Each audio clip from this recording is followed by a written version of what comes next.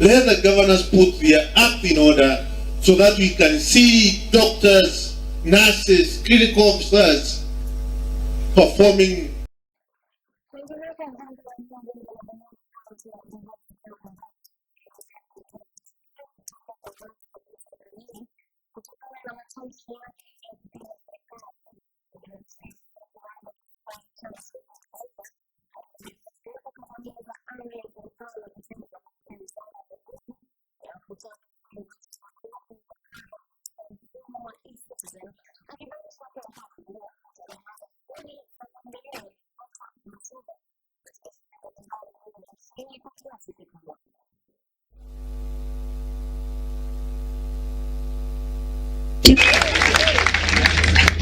On the sidelines, I have partnered, and this I did even before I became member of parliament. I have partnered with Bumula professionals, and I have been sponsoring students even before I was a member of parliament. Tulikuwa vizuri sana. Tulikuwa na Kitinda hapa Bungoma. Tulikuwa na Malakizi Jinari hapa. Mastermind ilikuwa hapa. BAT ilikuwa hapa. Hapa tulikuwa na Nzoia. Hapa tulikuwa na Panpepa. Bungoma ilikuwa county tajiri. Na ndio maana tuliweza kupigana na Moi hiyo miaka, kwa sababu tulikuwa tunajiweza. Serikali hii ilipigiwa kura kwa sababu ilisema inaenda kutengeneza Nzoia. Ukipita Panpepa iliuzwa. Hao watoto tunazaa tutawatia. Na ndio maana walipokaa wakasema wanauza Nzoia. Wakaenda wakafanya porojo. Hiyo Nzoia ilikuwa imeuzwa kitambo. Walikuwa wamepangana kitambo kuuza Nzoia. Mimi nikasema mimi ni mbunge wa Bumula, lakini Nzoia. Nikasema vile naongea hivi, watu wakasema wameitwa Nairobi mkutano. Mimi nikasema Mheshimiwa Rais, State House yendi, tukutane kwa ground, tukutane Nzoia. Hiyo maneno imeniandama sana. Wamenitishia sana kwa mambo mingi. Sema Wamboga will deal with you. Wamboga, sema sawa. Kama ni kwa sababu ya watu wangu, mimi sitakosa kukosoa serikali. Na mimi situkani mtu. Kwa siasa yangu mimi sijawahi kutukana mtu. Rais Ruto ni rafiki yangu. Nimetembea na yeye sana. I wish him well. But I must protect the interests of my people. Na mimi kama kuna mtu anafikiria atatisha mimi ni wacha, ndio nitakuwa mbaya zaidi. Watu wangu, niendelee ama nisiendelee? Sasa wameenda wamechukua wale wapinzani wangu. Waziri wa mawasiliano Eliud Owalo aliwaonya viongozi wa upinzani dhidi ya kuwachochea wakazi kutoiunga serikali ya kitaifa mkono. Na akizungumza katika ibada ya kanisa mjini Kisumu, Owalo walitoa wito kwa viongozi kuhamasisha uhusiano wa kindugu kati ya Rais William Ruto na kinara wa Azimio Raila Amolo Odinga. Waziri huyo alisema serikali inalenga kufufua matarajio ya kiuchumi ya mkoa wa Luo Nyanza kwa kuwekeza katika maeneo ya kutua samaki pamoja na kilimo cha pamba, na hata pia kufufua sekta ya sukari. This time round, there is no escape. Either you accept to work with the government or we bring the government to you. That's the only option that we have. So let's put aside our differences, political differences. Between now and 2027, the only agenda that we have is politics of the economy, if we are to do any politics. Politics of the economy to sort out the challenges facing the common management. The government has sorted out the arrears of sugarcane farmers. And soon we are going to have private investors coming in to pump money into those sugar companies so that they can again revert back to optimal capacity utilization. Here in Mkono, the perennial flooding problem will eventually permanently be sorted out through Korosoin Dam. The model that was utilized for that dam, where it was envisaged that it was going to be financed by the national exchequer only, is what was not feasible. We are going to rejig that model so that that dam is built through public-private partnership. If that dam is pursued to a logical conclusion, we will sort out the perennial flooding problem here. We will sort out challenges of water. We will sort out challenges of electricity. And the government is already doing a lot to connect electricity to our homes. On the roads, all those roads which had stalled will first of all be completed before new ones are embarked on. And the government is determined to uplift the infrastructure in this region by way of roads. Na tukiangazia katika taarifa zinazofungamana na usalama ni kwa mratibu wa bonde la Ufa Daktari Abdi Hassan alitoa hakikisho kwa wakazi wa kaunti ya Samburu kwa serikali ya kitaifa kupitia Wizara ya Kiusalama inafanya kila juhudi ili kufungua shule zilizofungwa kuanzia wiki hii katika kaunti hiyo kutokana na hofu ya kiusalama. Hassan alisema kuwa maafisa zaidi wa polisi watatumwa kushika doria na kuwezesha kurejelewa kwa shughuli za kawaida katika shule zilizoathirika. Aidha, alitoa makataa kwa wahalifu waliojificha katika eneo hilo la Malaso, kaunti ya Samburu, kujisalimisha kwa maafisa wa usalama katika muda wa masaa 24, la sivyo watakabiliwa vikali kisheria. Kuelezea wananchi ya kwamba wale ambao wameingia katika sehemu hii ya Samburu ambao wanajifanya eti ni wafugaji waondoke mara moja, la sivyo, na tumeweka mikakati, tutawaondoa kwa lazima. Mipango ya kuondoa inaendelea kukamilishwa and we shall remove them by force. We shall utilize all possible means to remove them. We will uproot them. We will deal with them and make sure we consign them to where they come from. We have no business having people who masquerade as herders, yet they are not herders but armed bandits, armed terrorists.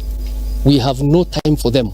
And I want to assure the residents of not only Samburu County but also Laikipia, parts of Baringo, all these individuals, all these groups, hoodlums who are moving around masquerading as herders will be dealt with as terrorists and they will be removed forcefully with very strict force, na tutawasukuma kweli kweli. Jambo lingine ni kwamba tuko na timu maalum ambayo iko chini ya mkuu wa kikosi cha polisi katika regional police commander, ambaye hivi karibuni itatutembelea sehemu hii ya Murijo iweze kushika doria na kuweza kuondoa wale wakora ambao wanahangaisha wananchi pale. Vile vile tuko na mipango kamili ambayo tunakamilisha ili kuondoa wakora wote walioko katika Malaso escarpment.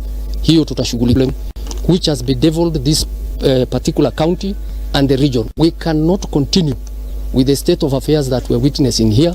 Tunataka hawa watu waondoke na si lazima tuwabembeleze hawa watu. Dawa Serikali ya kaunti ya Lamu sasa imeamuru bodi inayosimamia mauzo ya pombe na kushughulikia pombe haramu katika kaunti ya Lamu kuhakikisha kuwa biashara za pombe hazipewi leseni ya kuuza vileo katika maeneo ambayo yamekuwa yakikumbwa na mashambulizi ya kigaidi.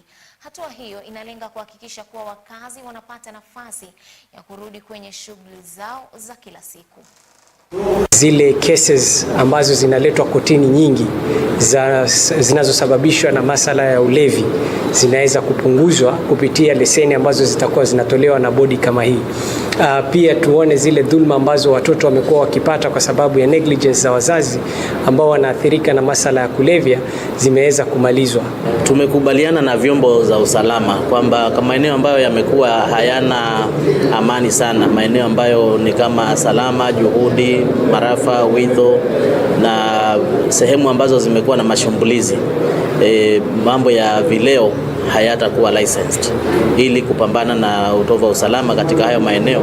Tutashirikiana na idara ya mahakama na public prosecution to make sure that we secure our society, because tumeona zile adhari za watu kunywa pombe kiholela, kuvunjika kwa jamii, kuwa na upotofu wa maadili na jamii kuzabaratika. Court users members are ready and willing to act within the law and ensure that any ills associated with unadulterated drinks, any ills associated with unlicensed liquor outlets are able to be dealt with. Na takriban wanafunzi 200 wamenufaika na mgao wa basari kutoka kwa mwakilishi wadi wa Chaani Franklin Makanga Mbega kupitia kwa gavana wa kaunti ya Mombasa Abdulswamad Sharif Nassir. Hebu tupate taarifa hiyo kwa kina. Akizungumza wakati wa hafla ya kutoa hundi hizo kwa wanafunzi hao kutoka wadi ya Chaani, eneo bunge la Changamwe, kaunti ya Mombasa, mwakilishi wa wadi hiyo Franklin Makanga alisema kuwa mpango huo unalenga kuwasaidia wanafunzi wengi kutoka familia zisizojiweza kuweza kuendeleza masomo yao. Leo hii tuko hapa shule ya Midadini Primary ambapo tumekuwa na zoezi la kutoa basari za boarding na day school outside Mombasa, mradi ambao umeanzishwa na serikali ya Mombasa ikiongozwa na gavana Abdulswamad Sharif Nassir akishirikiana na assembly yetu. Na leo tumekuwa hapa na watoto ambao 200 ambao wamekuwa beneficiaries, tukiwa tunatarajia zingine 100 ambazo zilikuwa na issues ya documents zao. Kwa hivyo tunashukuru kwamba kumekuwa na utulivu na wananchi ambao tuliwatembelea manyumbani mwao wamekuja hapa, wameona kazi ambayo tulifanya na pia wamehakikisha kwamba yale ambayo tulikuwa tunasema ilikuwa ni kweli.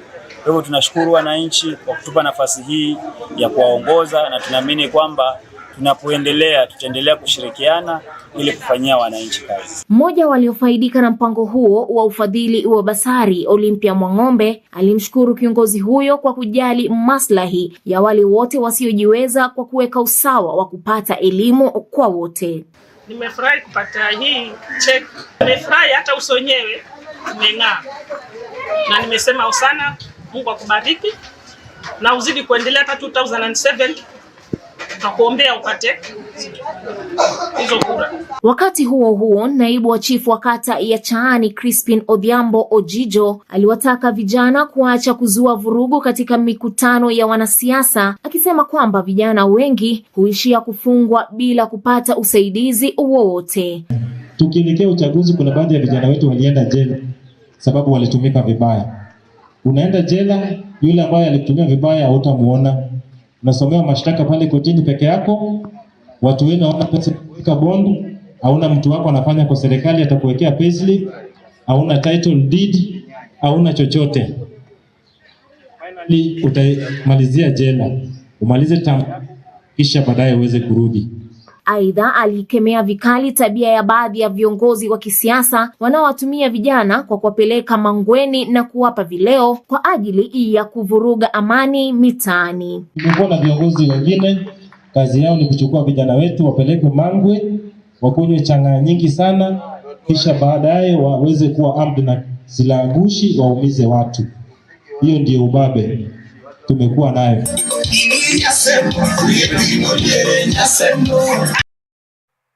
Na tukisalia katika kaunti hiyo ya Mombasa, ni kwa naibu kamishna wa kaunti ndogo ya Mvita DCC Ronald Mwiwawi aliwataka wazazi kutoacha jukumu lao la ulezi ili kulinda maisha ya watoto wao.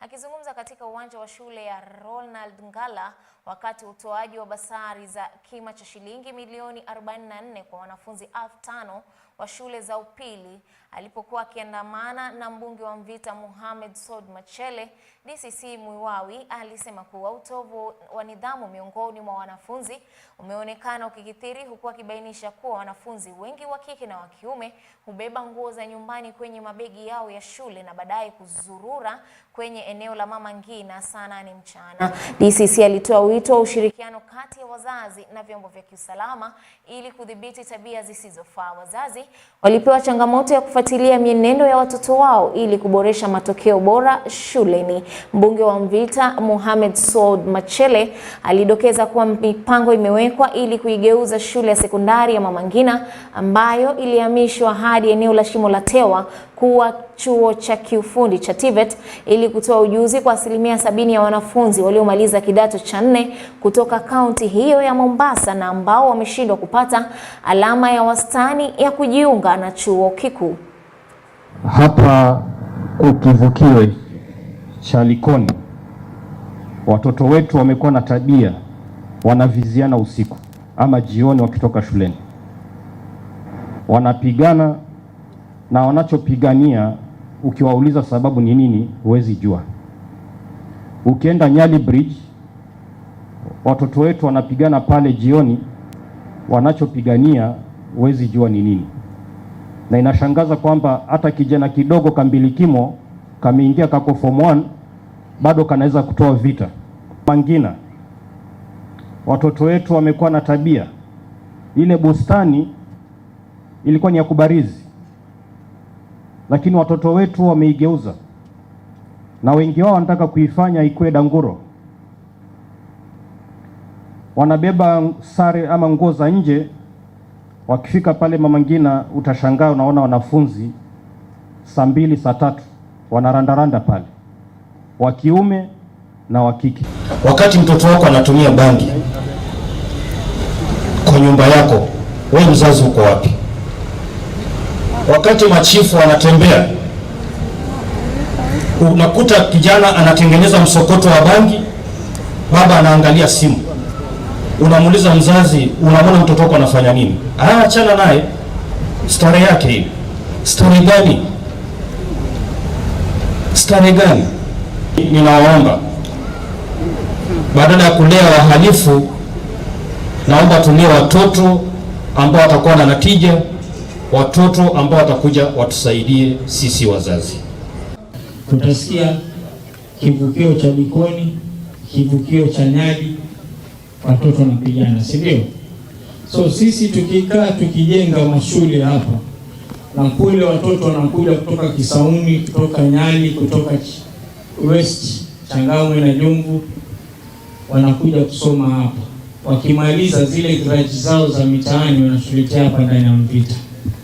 Lakini kwenye mitandao, kwenye habari hazisemi shule za Nyali ama Mvita, si ndio? Usalama unaharibika Mvita, usalama hivi, tunajitia kwenye zone, danger zone map. Tunakuwa tunawekwa kama wahalifu, si ndio?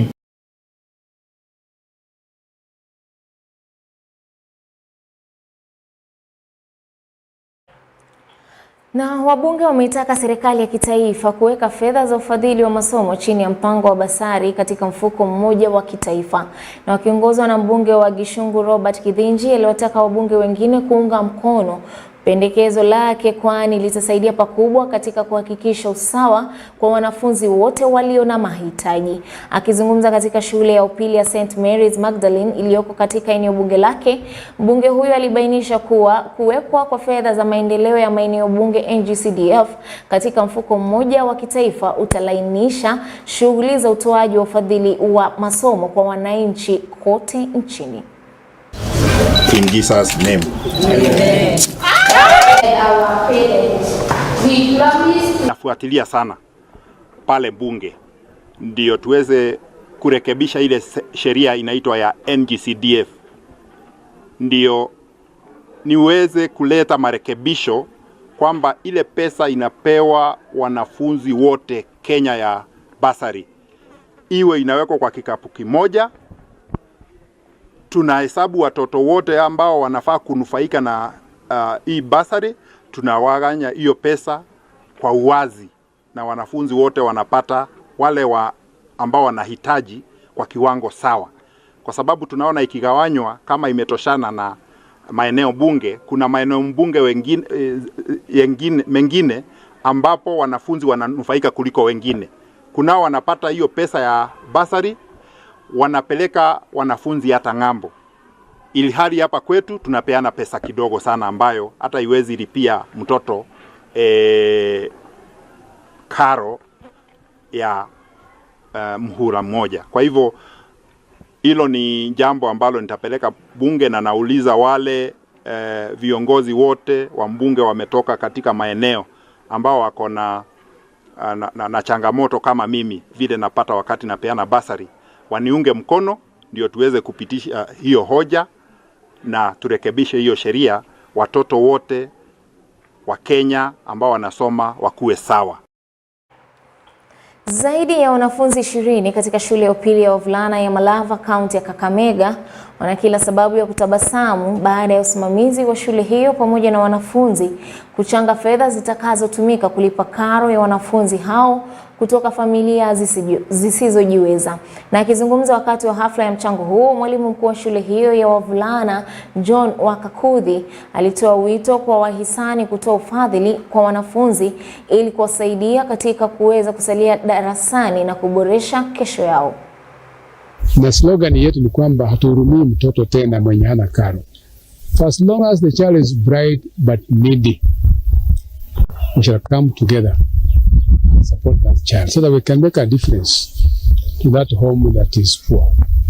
That is our objective. Na kwa tunafanya kwa njia ambayo ya kifamilia, kwa sababu tukisema tualike watu kutoka nje, wakati mwingine mkutano unakuwa ni kama wa siasa, na wakati huo si wakati wa siasa. Kwa hiyo tunafanya as in-house, lakini mwenye ameguzwa akitusaidia tunashukuru. Wakati huu tunalipia karo zaidi ya watoto 20 ambao wako hii program Malava Wings to Fly. Na ikiwa marafiki zetu watatusaidia, tunaweza kufika watoto 40 every year. Those are going to be supporting to pay their fees. So that's the number that we are supporting. Na unajua pesa, ubaya wa pesa huwa haitoshi. So unakuta wengine tukimaliza kusaidia hao wengine wanajitokeza na shida. So anyway, wisher who is listening to me, you can support in whichever way and whichever amount you can manage. May I appeal to colleagues that in whichever little way you can do it, kwa ile njia ambayo unaweza kusaidia mtoto hata akiwa mmoja tu.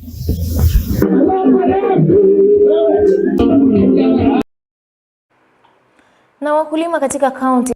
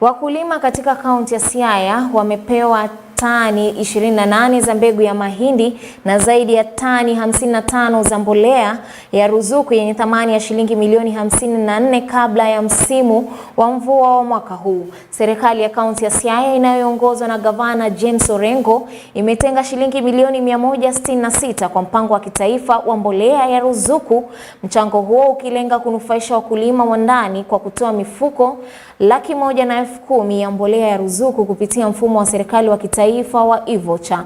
Akizungumza wakati wa uzinduzi wa mpango huo, gavana wa kaunti hiyo James Orengo alibainisha kuwa mikakati kabambe imewekwa ili kuangazia uwazi na uwajibikaji wakati wa usambazaji wa bidhaa hizo za kilimo. Kulingana na Orengo, mpango huo unalenga kuwasaidia wakulima wakati wa upanzi ili kuzalisha chakula kwa wingi, hatua itakayosaidia pakubwa katika usalama wa chakula.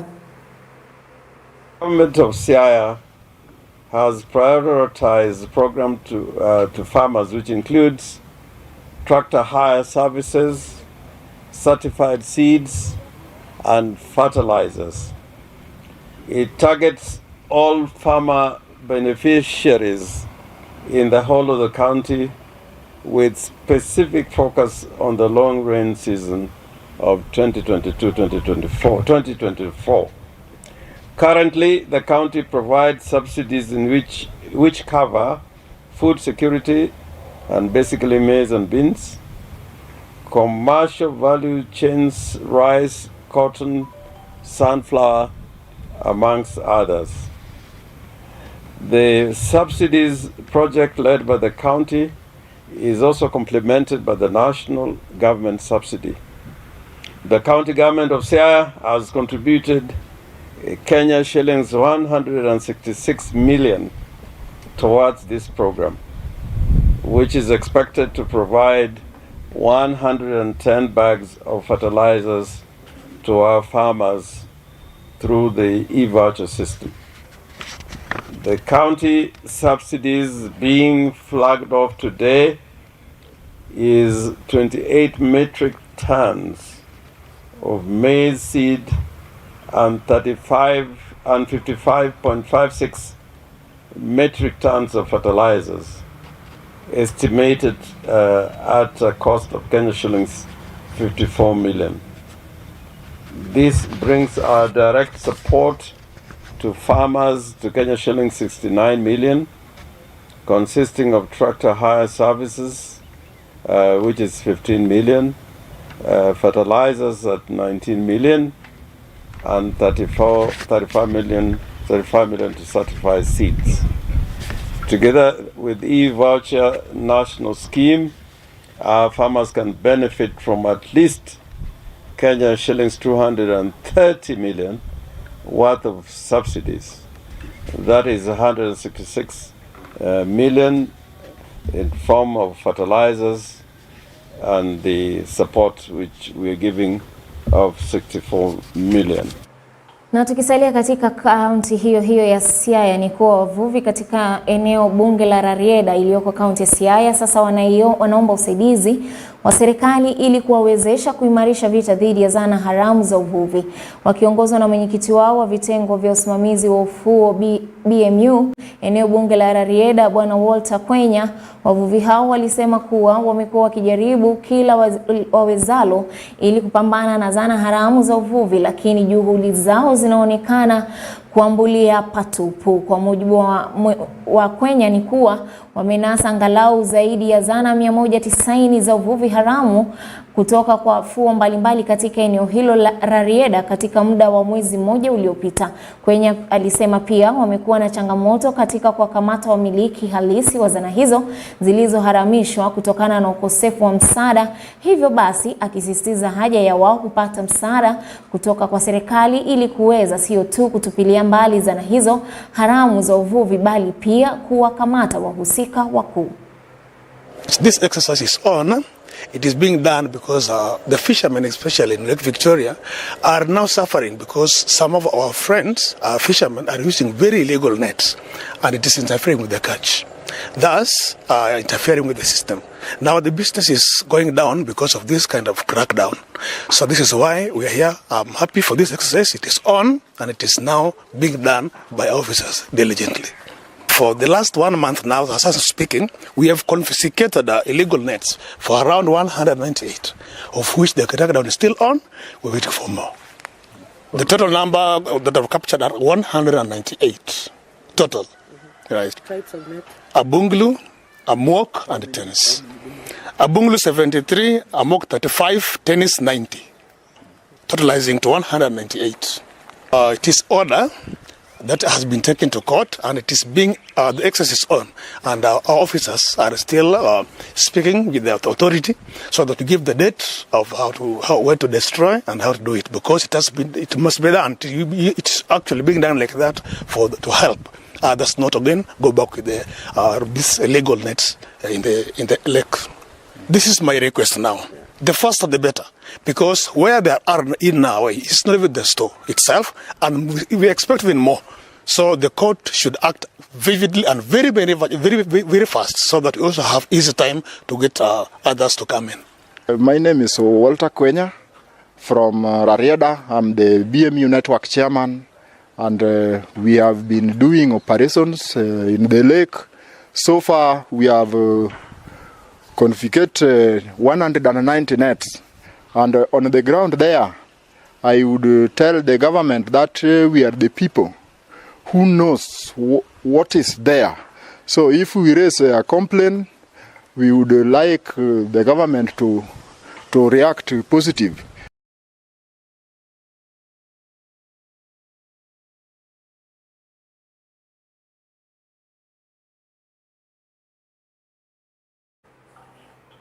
Na mtazamaji, visa vya dhulma za kijinsia na mimba za utotoni vinazidi kuongezeka katika kaunti ya Vihiga, huku maambukizi ya virusi vya ugonjwa wa ukimwi miongoni mwa vijana yakifikia 52%. Hali hiyo imepelekea vijana wachanga Kenya kuitisha mkutano na timu ya usimamizi wa afya ya kaunti ya Vihiga ili kubadilishana maarifa ambayo yanalenga kusaidia kupunguza visa vya mimba za utotoni, maambukizi ya virusi vya ukimwi miongoni mwa vijana na pia unyanyasaji wa dhulma za kijinsia. Wakizungumza baada ya mkutano na maafisa wa afya katika kaunti ya Vihiga, Daktari John Chigali na ambaye ni mkurugenzi wa afya wa kaunti hiyo Benjamin Ndusa walifichua kuwa kaunti hiyo ina 52% ya maambukizi mapya ya virusi vya ukimwi miongoni mwa vijana, kwani kwa muda mrefu sasa wamekuwa wakichukua tahadhari ya kuepuka mimba kuliko magonjwa. Tumeweza kuona maambukizi yakienda juu na wakati huu tuko na 52% ya maambukizi mapya ambayo yanapatikana kwa hiyo miaka ya 15 hadi 24.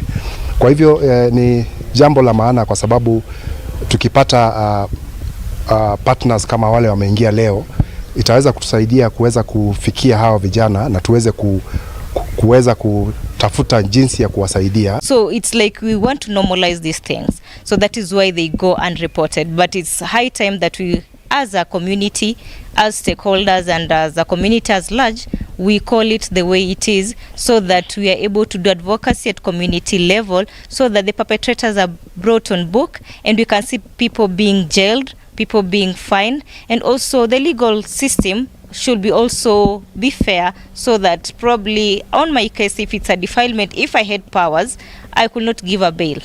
But because the constitution allows people to be given bail, and when they are out on bond, they go and interfere with the witnesses. The county has very high cases of teen pregnancy and sexual and gender-based violence, and this is in line with our strategic plan and also our thematic areas. When it comes to teenage pregnancies, the numbers are quite high. It comes to HIV infections, the number also quite high. And like the director said, we are coming in to help them in implementing. We also agreed to come in and also be a resource partner for them, to also have intergenerational dialogues, to even help them when it comes to the justice system. And we realize gender-based violence goes both ways, and want to reduce cases of defilement, incest, and anything related to that. And for us to do that, we need to implement, we need to have public outreaches, we need to be able to tell the community what is happening and tell them how to overcome this. We also have a lot of issues with things like children, especially girls, dropping out of school because of pregnancies.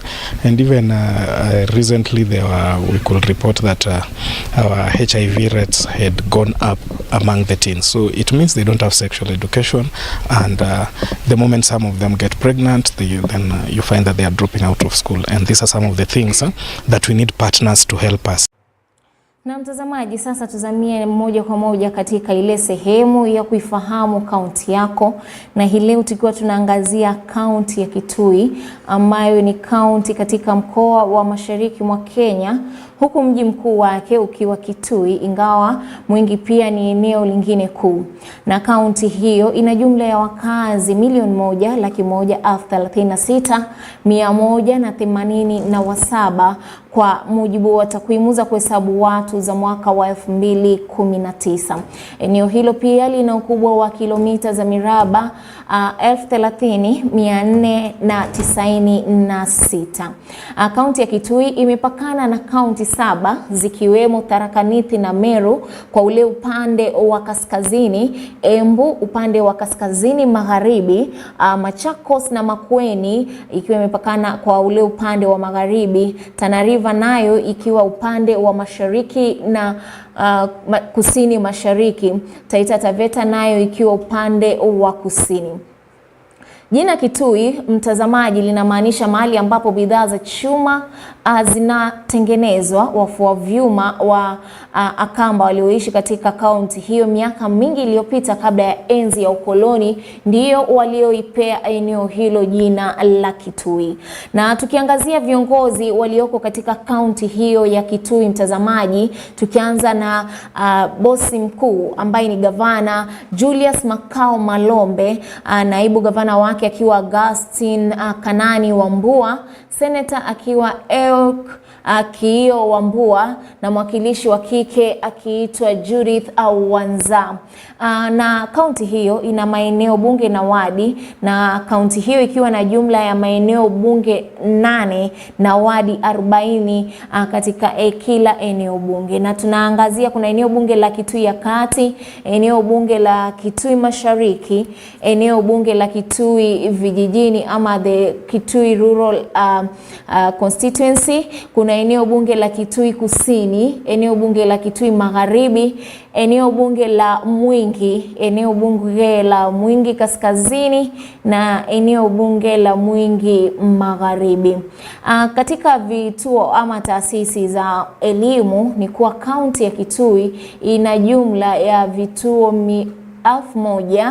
1826 vya chekechea ECDE, shule za msingi 1476, ambapo shule 1318 ni za umma na zile 158 zikiwa za shule za kibinafsi. Shule za sekondari zikiwa ni 384, alafu 374 zikiwa zile za umma, huku 10 tu zikiwa za kibinafsi. Kaunti hiyo pia ina vyuo 5 vya walimu, taasisi 311 za mafunzo ya watu wazima na taasisi 1 ya mafunzo ya kiufundi. Katika vyuo vikuu, chuo kikuu cha South Eastern Kenya ambacho ni chuo kikuu cha umma kilichoko kaunti ya Kitui chenye kampasi kuu ya kwa Vonza, na vyuo vikuu vingine katika miji ya Mwingi na Kitui. Chuo kikuu cha Kenyatta kilichoko kwa Vonza na chuo kikuu cha Moi kilichoko huko Chuso katika eneo bunge la Mwingi Kaskazini. Chuo cha Nairobi pia kina kampasi yake katika mji mkuu wa Kitui, na pia kuna chuo cha mafunzo ya tiba cha Kenya kilicho na kampasi yake huko Kitui na pia Mwingi. Tukiangazia katika vituo vya afya, mtazamaji, ni kuwa kaunti hiyo ina jumla ya vituo 256 vya afya katika kaunti hiyo yenye hospitali moja tu ya rufaa ya kaunti, na wahudumu wa afya wakiwa 2084 wa afya wa vitengo tofauti tofauti. Hospitali ya rufaa ya kaunti ya Kitui, hospitali kuu ya kaunti ndogo ya Mwingi, Kitui Nursing Home Hospital, hospitali ya Neema, hospitali ya Jordan, hospitali zinazosimamiwa na misheni kama hospitali ya Mudhale Mission na baadhi ya vituo vya afya vya kibinafsi. Tukiangazia katika rasilimali za kaunti hiyo ni kuwa kaunti hiyo, mazao makuu ya chakula yanayolimwa katika kaunti hiyo ni pamoja na nafaka kama vile mahindi, mtama na mawele, kunde kama vile green grams almaarufu ndengu, kunde na mbaazi, mazao ya mizizi kama mihogo, viazi tamu na mizizi ya mishale, mazao ya viwandani kama vile pamba, mkonge na alizeti, na mazao ya bustani yanayowakilishwa zaidi na matunda kama vile maembe, mapapai na matikiti maji, pamoja na mboga kama nyanya, korongo, vitunguu na hata pilipili hoho. Pia kaunti ya Kitui hujihusisha na kilimo cha asali kwa ufugaji wa nyuki, na pia wanajihusisha na kilimo cha wanyama kama vile ufugaji wa ng'ombe, mbuzi na hata kuku. Na katika viwanda, kiwanda cha kuchambua pamba, katika utalii kuna hifadhi ya kitaifa ya Tsavo Mashariki, hifadhi ya kitaifa ya Kitui Kusini, hifadhi ya Mwingi, bonde la Iko, Ngomeni Rock, Nzambani Rock na maji ya safi yanapatikana ama chanzo kuu cha maji katika kaunti hiyo ya Kitui ni kutoka kwa bwawa la Masinga lililofunguliwa rasmi mwezi wa Disemba mwaka wa 1981. Bwawa hilo ndilo chanzo kuu cha maji safi katika kaunti hiyo ya Kitui. Na mtazamaji, natumai umepata ufahamu kuhusu kaunti hiyo ya Kitui. Kaunti hiyo ikitutamatishia makala yetu ya Gatuzi Langu. Shukrani sana kwa kuchagua runinga ya EBN. Nimekuwa wako Belinda William na Cynthia Nanjala ako pale jikoni anakuandalia mengi zaidi kwenye taarifa zetu za saa 7 kwa lugha ya Kimombo. Usiende mbali. Kwaheri.